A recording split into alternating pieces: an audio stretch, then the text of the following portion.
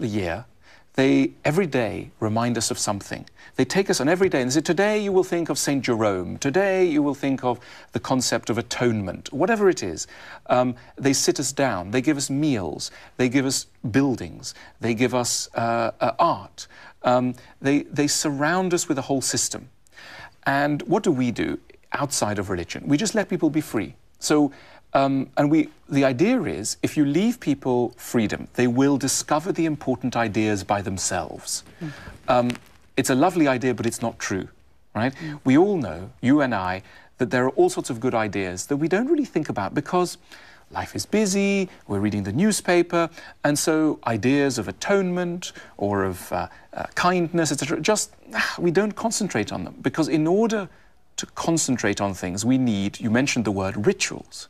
What is a ritual? A ritual is when the community tries to remind individuals of something very inner, spiritual or psychological. The modern world, the secular world, is very suspicious of rituals. It says the community must not intrude on the inner being. The danger with this is that we are then left alone with, Facebook, and this is a problem. And television. And television, yeah. Not this show. This is fine, yeah. Une autre idée offensive pour beaucoup d'écrivains et d'artistes dans ce livre, je parle toujours de ce livre, c'est votre idée que l'art doit être utile et pédagogique. Les artistes contemporains, comme vous le savez mieux que moi, la plupart d'eux sont fiers de ne pas être engagés à aucun agenda politique, moral, spirituel. You're absolutely right. I feel passionately that artists, in the great periods of art, in the greatest periods of art, art has always had an agenda. The problem with agendas is not having one, it's having a bad one. And in the 20th century, there have been some very bad agendas for art. I come back to our two old candidates, Stalin, Hitler. Who used art in the most corrupt and awful ways. But, let's remember that Bellini and Giotto were also working with an agenda, and it wasn't a bad agenda, at the artistic level.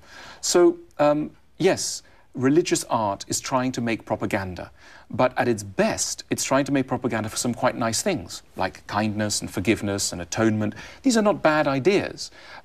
So, I'm not for a moment ignoring the horrible sides of religion. I'm an atheist, I know them all, but I also want to defend the vigor with which religions use art in the service of life. They want art to have an effect on our life. And as you say, artists panic when you tell them this. They say, oh my goodness, you are trying to turn artists into propagandists for something evil. I say, no, we can use art to promote good things. Now, the great artists do this anyway. If you think of someone like Van Gogh, he is a propagandist. What is he a propagandist of? So many things. He is a propagandist of the appreciation of daily life, of the resignation to suffering, of the acceptance of the challenges of existence. I mean, all kinds of ideas. The man is a religious painter without a religion. He is a humanist. And that's why we love him. So it's not artists who are stopping this. It's the museum culture, the white walls, the empty, neutral space, which makes art seem like something for the weekend, something for a bit of leisure, rather than something that could change and save your life, which is how most great artists want it to be. That's what Van Gogh wanted, that's what Tolstoy wanted. Most great artists, why are they doing this stuff? They're doing this stuff because they want to help you. But we deny this. Or help themselves. Or help themselves, absolutely. Mais vous croyez que ce non-engagement des artistes contemporains, est-il un signe de décadence? Absolutely. I think it is a sign of decadence. What do we mean by decadence? Decadence is forgetting what it takes for a society to be civilized. And one of the things it takes is self-discipline, the education of the self. That in a way, people accept nowadays that we go to the gym to train your body. But if you said, look, I'm not training my body, I'm interested in training my mind. I want to be a nicer person. That would sound like such a strange mission. So people accept that you go jogging for an hour a day, but if you said, I'm going to be quiet for an hour a day to look inside myself and discover sources of compassion, this would be completely weird. But it shouldn't be. And this is what I mean by structure, to try and discipline ourselves and structure the inner life.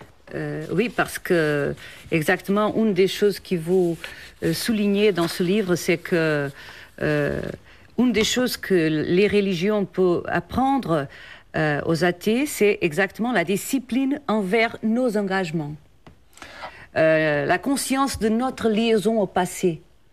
Et une autre fois, la communauté, le sens d'appartenance. Absolutely. One of the wonderful things that religions do is they make us feel small. Every now and then, they take us from daily life, where we are surrounded by other people and the human drama. They take us to a space, maybe it's a cathedral, maybe it's a church, maybe it's outside under the stars if you're a Zen Buddhist, and they say, basically, you are a very small part of a very large universe. And now, why is this a good thing? It's a good thing because our ego, I'm not just speaking myself, but all of us, our ego grows too large daily. And so we become too important in our own eyes. And religion puts us back down. It introduces us to the wider world. And it's a nice way of feeling small. Now, again, an atheist might say, yes, but I don't need religion for this. I can do it on my own. I just need to go to the planetarium. I can go for a walk in the mountains. Yes, but do you actually do this? You see, again, it's about finding structure. Religions do this regularly. And I'm impressed by the way that religions use calendars. They use time. They structure time. We leave time, spiritual time, just for ourselves. Whereas religions put it in the diary for us. If it's not in our diary, we'll probably forget it.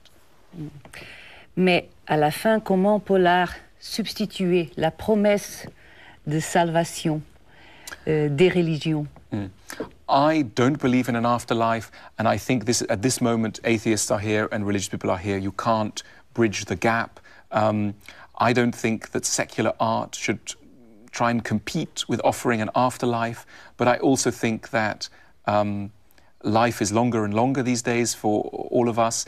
It has its own difficulties and its own solutions, and even if secular art doesn't remove the fear of death, it can still do an awful lot, even outside of promising us paradise. Je pense que c'est peut-être peu substituer une chose pour l'autre, je sais pas. Look, I'm an atheist, and I think it's enough for me. And I think many atheists feel that actually it's possible to have a good life. Are you perhaps more scared at 3 in the morning when you wake up and your heart is beating? Are you maybe more scared than a religious person? Maybe. Are you more worried about dying? Maybe. But that doesn't mean to say there is nothing in art, culture. It's all we've got. And I don't know what religious people have got. I can't believe in the religious answer. But I know what the cultural answer is, and I think it's pretty good as well. That's all I can say. Avec ce livre, vous avez mis en colère à la fois les athées et les religieux.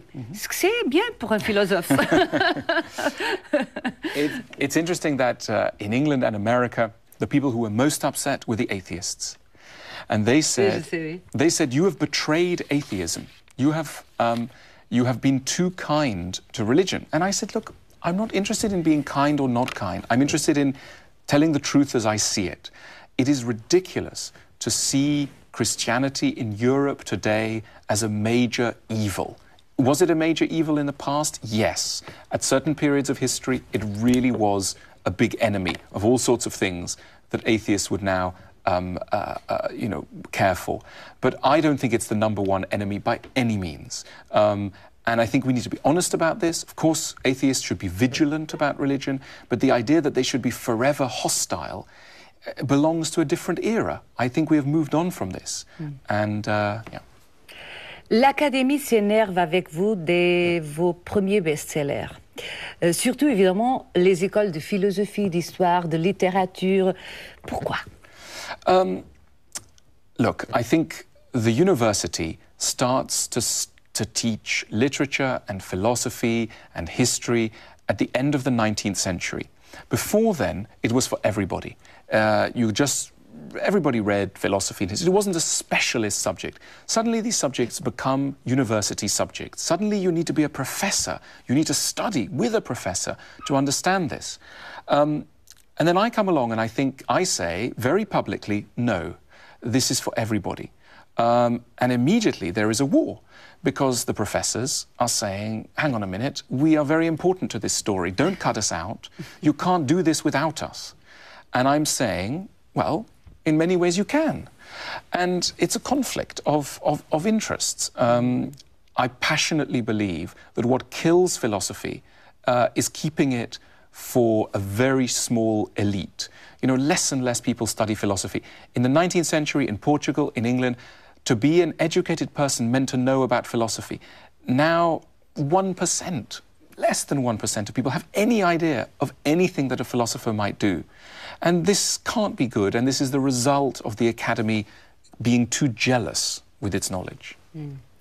Selon je sais, c'est à Cambridge, quand vous étiez un étudiant, que vous avez commencé à rêver d'une autre université, école pour les humanités particulièrement.